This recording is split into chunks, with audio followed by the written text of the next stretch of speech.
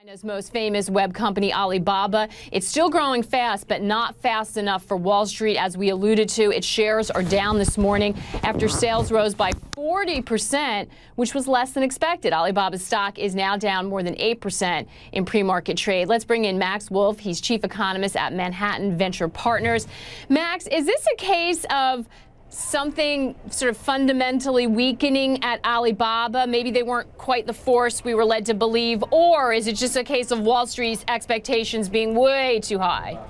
So always a pleasure. Thanks for having me, Maggie. I think this is a little bit like what we talked about when we were lucky enough to be together, or I was lucky enough to be with you, that is, not too long ago. This company was priced for absolute perfection at over 32 times next year's earnings. When you have that kind of crazy pricing, at or above 100, everything has to be perfect and then some. And what we got today was good news, but less than expected. So about 5% miss on the revenue, a little bit deceleration in the growth, but a huge profit margin, beat on the earnings, and still a very solid, exciting long-term story.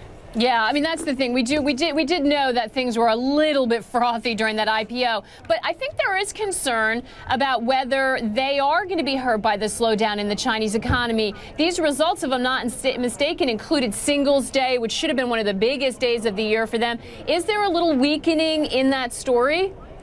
Well, the Singles' Day story for them, so the November 11th story, still really was very strong.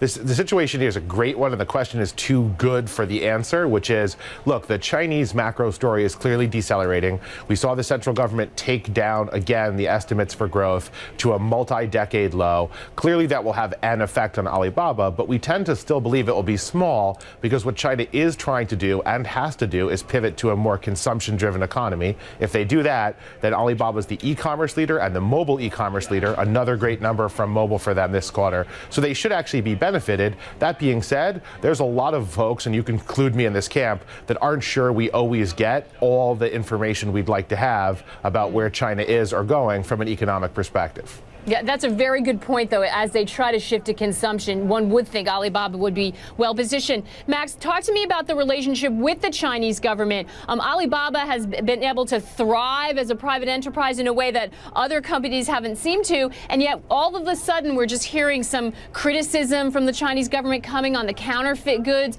Is this something we should be worried about?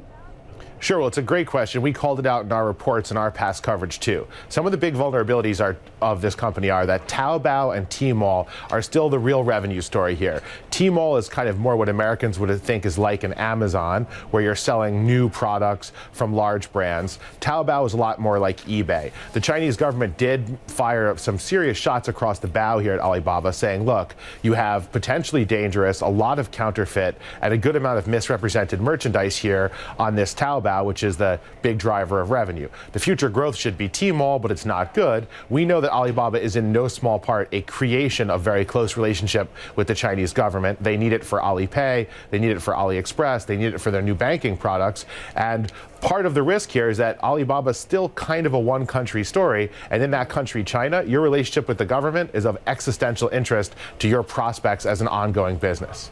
It certainly is, and that is probably an understatement to say that. Max, last question. Is this stock closer to fair value? Should we think about stepping in and buying on this dip?